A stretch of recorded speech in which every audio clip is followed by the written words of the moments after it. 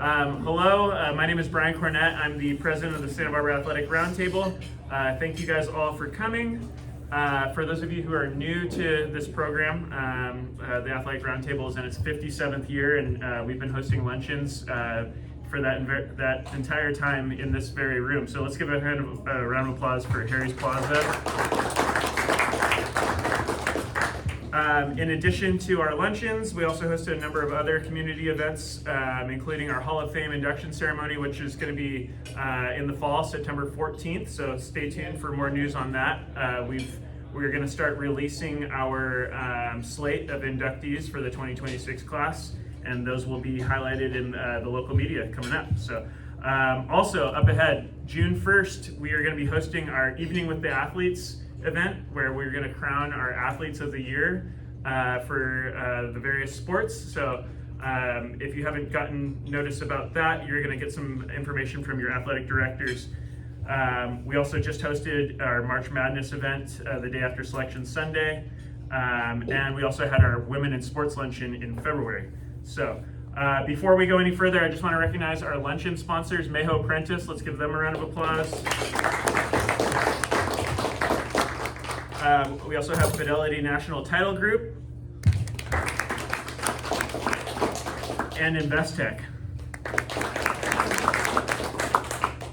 Together, those three sponsors help us feed and honor over 1,000 student athletes each year, whether we're somewhat of a light room like today, or if we've got 80 to 100 strong in this room. We have a huge thanks to them, as well as our membership. And so parents and families, if you guys want to join our mission of celebrating and empowering our local student athletes, you can log on to sbart.org or come find me after the luncheon.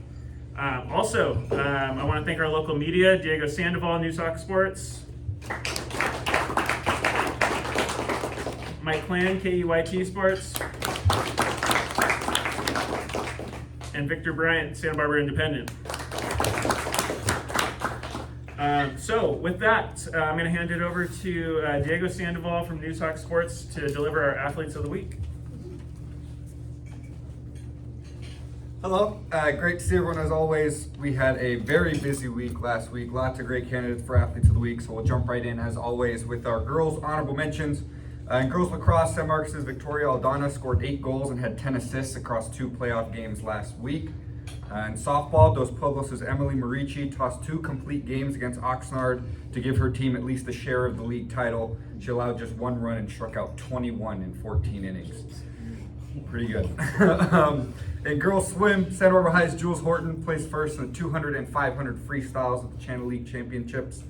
Dos Pueblos' Riley Moore placed first in the 100 backstroke and 200 IM and was a member of the first place 200 medley relay team. And Kate's Emmy Conda Gleason took first in 2 events and was a member of 2 first place relay teams at the Tri-Valley League Championships. And in girls track and field, we had the Channel League Championships as well. Santa Barbara High's Alina Stump took first in the 100 hurdles, 300 hurdles, and the triple jump, and placed second in the long jump. And San Marcos' Elsie Tuttle came in second in the 800 and 1600 meters and was a member of 2 winning relay teams for the Royals. And that brings us to this week's Athlete of the Week. From Carpinteria High swim and track, it's Izzy Scott.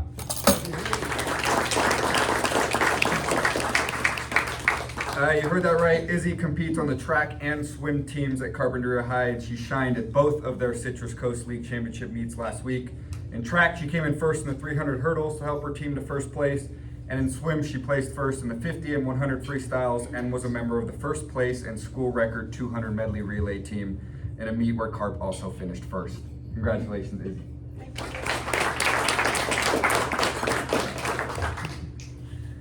Now onto the boys' honorable mentions. We'll start with tennis. We had the league championships in tennis as well.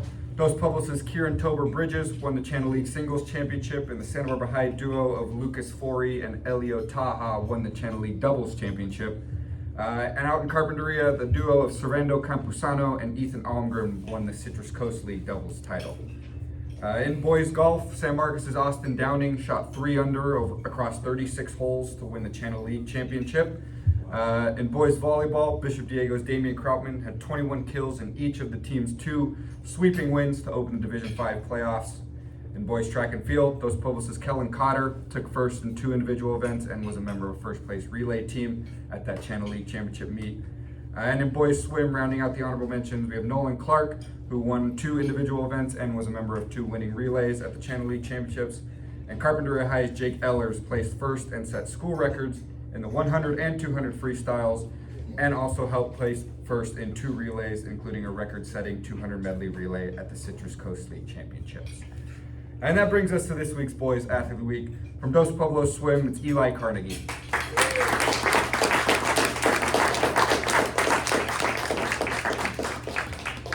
Eli shined at the Channel League Championship meet last week, where the Dos Pueblos boys took first place as a team.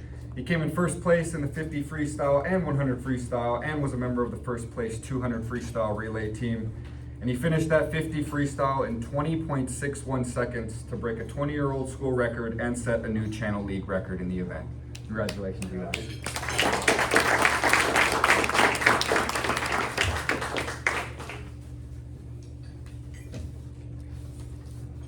Thank you, Diego, and congrats to our athletes of the week. Okay, so next we're going to move into our coaches reports, sponsored by Carp Physio. We have a little bit of a light room today, so usually we keep it to about 2 minutes apiece, but feel free to go over a little bit today.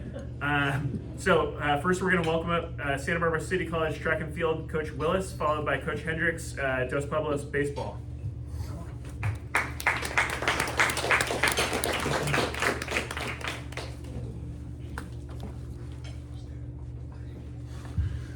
Thanks, Roundtable, for having us, everybody in the room. It was, I heard it was kind of bad weather here Saturday, was it? Cold, kind of overcast. It wasn't in Bakersfield, it was 95 freaking degrees, okay? So I would have much rather been home. But I bought 2 members of our women's 4x4 relay team who did one of the more inspiring races I've seen in a long, long time. They ran a season best 4:02.84, shaved 6 seconds off of their season best so far, which is about 1.3 seconds per girl, which is amazing. And anytime you can beat Mount Sac in anything, you'll take it. And they made a detrimental mistake on their anchor leg. And stayed out in lane 2 coming off the curve and allowed Kiala to take the inside. And, you know, I know most of you guys know Kiala and her prowess in the 8 and 15, but she's run the last 2 weeks sub 60-second 400s and is doing really well. The 2 ladies I brought with me today, Audrey Kobayashi, who's from up in Marin County, is on both of our relays, throws discus for us. She had a lifetime PR in the discus, qualified for finals this upcoming week back in Bakersfield. And Serenity had a lifetime PR in the 100 hurdles and is the first alternate to be able to run in the finals. So they're both looking good. We know what we need to do. They have a really good chance to qualify for the state meet. And as it is in high school, I mean, kind of, if you make it out of the Southern Division to any state meet of any kind, it's kind of a big deal, right? So we already know they need to finish top 4. So we're in 6th spot right now. They need to finish top 4 or be 5th place and be faster than the North 5th place, which they know right now is a 4:09. So they're in a really, really good spot, and they're looking forward to it. We're looking forward to it.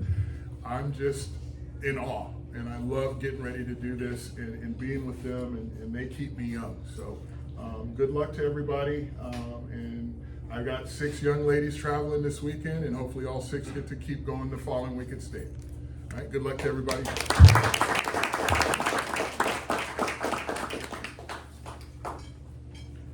All right, next up we have Dos Pueblos baseball, Coach Hendricks, followed by San Marcos baseball, Coach Schroeder.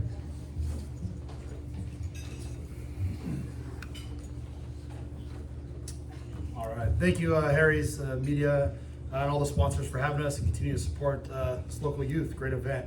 I haven't been able to come the last few weeks, so really excited to get out here today. Coming off a big week, we were able to sweep Oxnard to finish our regular season play. Ended up 10-4 overall in league and 18-10 overall in the season.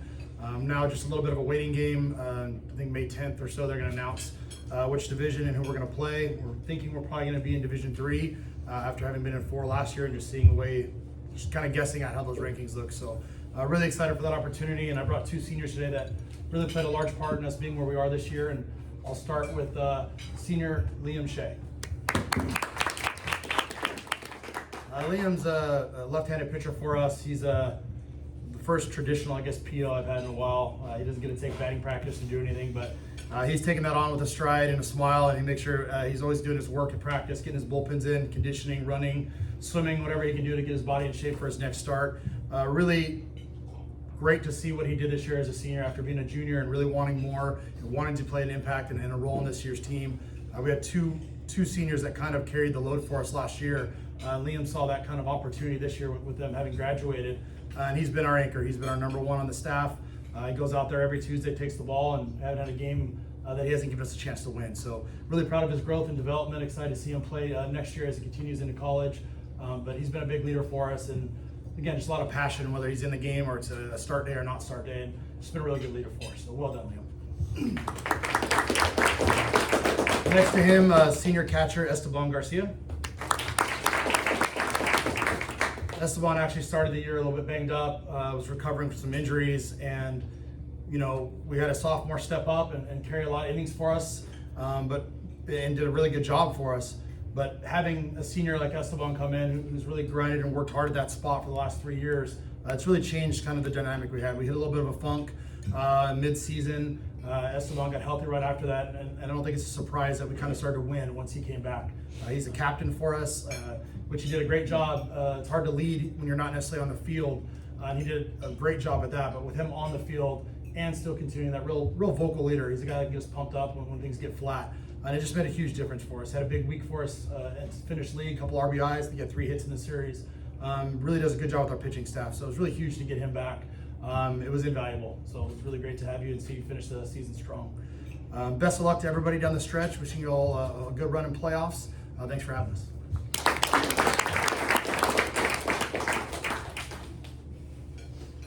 All right, next up we have Coach Schroeder, San Marcos baseball, followed by a pair of reports from Coach Latham, Carpinteria baseball and track.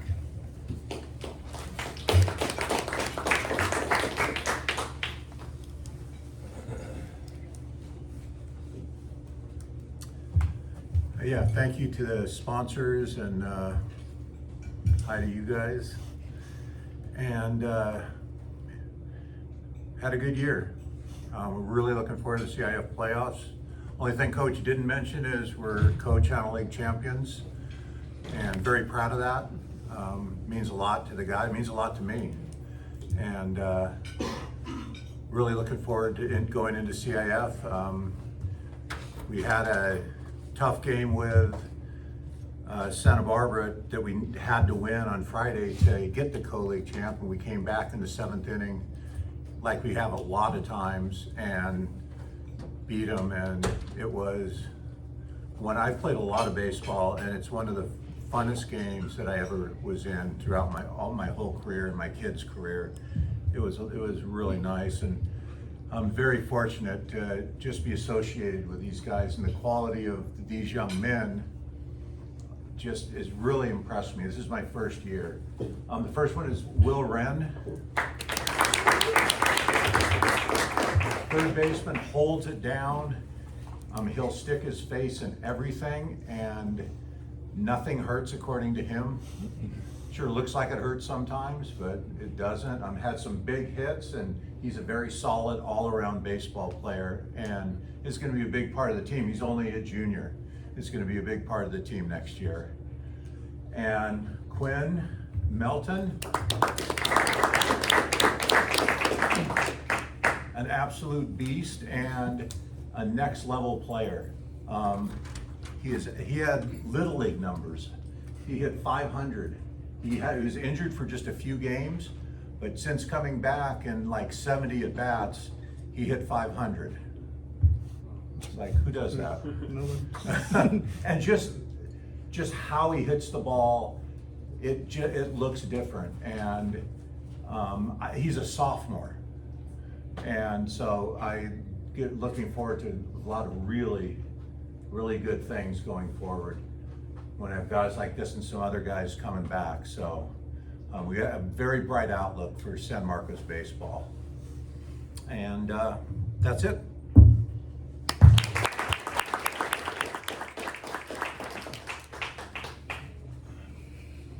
All right, next we're going to welcome up Coach Latham, Carpinteria baseball and track, followed by Coach Chucky Roth, a pair of reports, swim, City College and San Marcos. Again, thank you everybody for hosting this event. It's always a lot of fun to come out and see everybody. And thank you to all the sponsors who make it possible. I'll start with the baseball. Coach Cooney sent this report. The baseball Warriors are coming off an important sweep of the Channel Island Raiders and a non-league senior day win over the Villanova Wildcats. The Warriors came from behind to win 6-5 in 8 innings on Wednesday, and that clinched the playoff spot, and then beat the Raiders again by 1 run, 7-6 at home on Friday, to leave Carpinteria with an 8-4 record in league and sole possession of 3rd place, which will, in the Citrus League, which will put them in the playoffs. Brought with it the present and the future of Carpinteria baseball, 2 freshmen. The bottom half of the lineup in the wins this week were 2 representatives that have been productive are Braden Real, there you go, Braden, there you go, and Rick Trumbull. Both are freshmen who have been excellent team members and vital to the Warrior attack. Both are multi-sport athletes who play football and baseball. Both are exceptional students and citizens on campus. Braden plays first base and third base, bats 5th in the lineup, and Brick is a designated hitter and he bats 6th. Being 9th graders, these 2 represent the future of Warrior baseball. The Warriors ended this regular season 17-5 and are hoping to get a fair ranking and equitable placement in the brackets that are coming up on Saturday. That's always a question now. It's CF competitive equity. You don't know what's going to happen. So we hope that it comes out well for the baseball team. Thanks to Izzy, I made this a track day and brought 2 track athletes. First of all, Izzy, as you heard, both swim and track. Her coach, John Otsuki, and I have a combined report. He wrote this about swimming. Izzy delivered one of the most remarkable performances in the Citrus Coast League championship season, playing a pivotal role for the Warriors to team titles in both the pool and on the track. She dominated the swim meet at Carpinteria, only double individual event winner while contributing the winning 200 medley relay team. Her performances in the 50 and the 100 freestyle just weren't wins, they were lifetime best, with her 50 free earning her a qualifying swim at the Division II championships this Wednesday. And moments after she finished her 100 freestyle and cooling down, she was seen sprinting across the pool deck in time to get to her, get in her Carpinteria track uniform and jumped into the car and headed to the Citrus Coast League finals in Carpinteria. So swim meet was in Ojai, the track meet was in Carpinteria, so luckily it wasn't too far apart. Once she was done swimming, she came down to the track and she defended her Citrus Coast League title in the 300-meter hurdles, 2nd year in a row to be league champ. And she wasn't quite as dominant because we have a pretty good hurdler right behind her. It was a great race, and she beat our number 2 hurdler. And she's going to be going to the track prelims this Saturday, and she has a good chance of qualifying for the finals. It's not going to be easy, but I think she can do it. And next to her, brought Jeshua Magana. This is Jeshua's first year in track. Soccer is his primary sport, but he's been interested in coming out for track. Almost did it last year, came out this year. Well, are you fast, Jeshua? And he said, yeah, I'm faster than Isaac, who was supposed to be our fastest sprinter. And sure enough, he was. And he was our top 200-meter runner all year, and one of the fastest in the 100 for us. Integral part of our 4x100 relay team. They made a big jump at the league finals, broke into the 44-second barrier for the first time, finished 2nd in the league, which was a big upset. And they're going to be going on to the CIF meet in the 4x100, so looking forward to that. I can say now, not only a soccer player, he's a track guy, he's fast. Speaking of league finals, we hosted last Thursday, and we had a great meet. The girls won the title again, 4th CCL title in the last 5 years. We won 10 of the 16 events at the finals, and we're qualifying 15 girls to CF prelims and 3 relay teams. On the boys side, we qualified 5 boys and plus 3 relay teams. When we say 5 boys, 5 individual events and 3 relay teams. So we'll have more than that competing when you count the relays. So the CF prelims for Division 4 are in Carpinteria this Saturday, starting with field events at 10, running events at 11. Going to be over 100 schools at Carpinteria, and top 9 qualify to the CF finals at Moore Park the following week. So it's going to be a lot of fun on Saturday. We're looking forward to it. Thank you.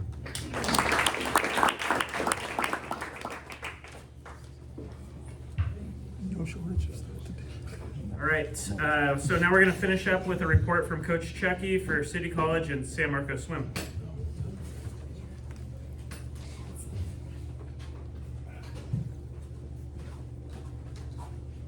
Thank you, Roundtable, and thank you, members of the media. I'll start with Santa Barbara City College, I think, first. I was trying to think who I was going to talk about first. I had a whirlwind of a week. We started on Wednesday, leaving with the college girls, and then ran prelims down there. Orange Coast College came back for Channel League finals, and then went back down with them, and then coached water polo on Sunday, and now I'm back a PE teacher today. So the college girls had an epic weekend. I'll spare all the details over the 3-day event, but it was very, very eventful and exciting. I think our girls could have placed anywhere from 2nd all the way to maybe 5th or 6th. Along the way, we had 5 state winners. Trinity Link won 2, and then 1 relay, and maybe that was it. Maybe I overestimated that one. 3 state winners, and then but the highlight really came into our team performance and our depth of our team and what we were able to do. And these kids, a lot of them water polo kids, just get gritty. And started with May Godot in the 200 breast on the last day. I had a 6-second drop from prelims to get 3rd in the state. That was huge, point getter. And then Trinity Link set a state record in the 100 IM at a 57 point something. And that was pretty amazing. And then capped off our 400 free relay, us against Long Beach, and came all down to the 400 free relay at the very end.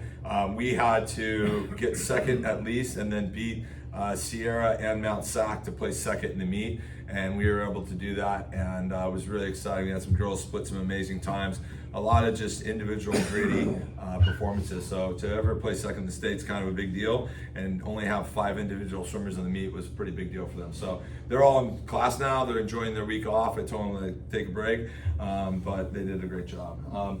Also to hear talk about San Marcos High School swimming.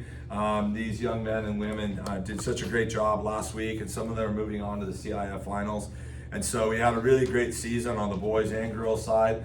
Both were Channel League champions. The boys share that with Dos Pueblos. They went undefeated in the dual meet section of the season, And then we were 2nd to Dos Pueblos at the championships last week, and the girls were undefeated. Starting first off, talking about the girls, is senior Kate Crowder. Part of the success of our girls program is because of the depth of our program. And the depth of our program starts as a freshman. So it's kids with little to no experience sometimes in swimming, but they work their way up through the system, oftentimes playing water polo and swimming, and become a dedicated year-round athlete to this. And Kate Crowder worked her way all the way up through the ranks and did just that. She was a Channel League finalist in the 100 breaststroke, which is a huge jump from the JV ranks that she's been at for 3 years, and showed enormous improvement. And next year she's going to be going to school at Westmont, and I just couldn't be more proud of her dedication and what she really brings to the pool every day. And she's been great leadership as well. So Kate, great job, thank you. To her left is Anna Holmes, Anna, she'll be going to Tufts University, and she's also a member of our cross-country team at San Marcos, and so I get her, half of the year, and she's done a great job. She comes in and she's improved dramatically in the backstroke events. But same story as Kate, has been on JV historically for 3 years, couple varsity swims here or there, and this year earned big points for us at the varsity level and just did a phenomenal job. And so a delight to be around and a pleasure to coach, and so Anna, thank you very much. On the boys side, I think part of our success this year on the boys side was our senior leadership. and even our junior leadership, I guess, since we're going to talk about Cole. But the first person I'd like to mention when I talk about senior leadership is William Stewart. William? William's primarily a water polo player. I've only been working with the boys now. This is my second swim season with them. And so I'm new to working with the boys and they're new to working with me. And William has just bought all in and done everything he can to improve in any capacity. And a year ago, out of a whim, we swam him in the 100 breaststroke just as a what if. And so he's only swum that event for 1 year, and because of a personnel shortage at our school, we had to put him into the 100 breaststroke. And this year, he just did such a phenomenal job. He's a water polo player by trade. He's going to Pepperdine University next year to compete for the Waves, and so he jumped right into anything I'd ask him to do. But the breaststroke became something he was very motivated to do. And he was able to be Channel League champion, set a new school record, CIF qualifier, and it's kind of a Cinderella story, to be honest with you, but doesn't go to a harder working kid than William Stewart, so congratulations, Will. And the last athlete I'd like to talk about is Cole Rasich. I coached Cole's brother a couple years back, and to have Cole here at San Marcos means a lot to me. In fact, a lot of times I will mispronounce his name and call him by his brother's name. They look so similar, although he's a little bit older now. Cole came to us, plays water polo, played volleyball last year, very athletic young man and a great surfer. He also is involved in the Kiki paddle, where he's on the board of that. But Cole really, he's a naturally talented athlete, but he's never been part of a swim season before. And so we got him in the water. We had to teach him a lot of the fundamentals, the little things. It's one thing to swim fast, but when you got to add starts and turns into it, and then also some strategy, it adds a lot of components for somebody that's brand new. He was a Channel League finalist in the 100 free and the 200 free. He's a member of all of our relays that go on to CIF. He qualified for CIF individually in two races, which is a big deal since we're in that Division 1, which is really competitive. And Cole's just one of those great young men. I don't know how to. I said years ago that if I was to pass away, there was a group of people that I'd want my kids to meet, and just go talk to this person, this person, this person. And I remember all these guys' names, and these are that kind of kid. That if something were to happen to me, I'd say, go talk to this guy and talk to that guy and find out how to be a great person. And so I can't speak highly any higher of you young men, and thank you for being great ambassadors of our team culture as well. So we leave for CIF finals, prelims, excuse me. It's Thursday morning at like 10 a.m., so we're leaving on Wednesday. Finals are on Saturday at 9 a.m., so we still have a lot of work ahead of us in state the next week, so there's a lot going on. But it's been a busy week. We're really excited. Good luck to everybody on their respective seasons. Thank you.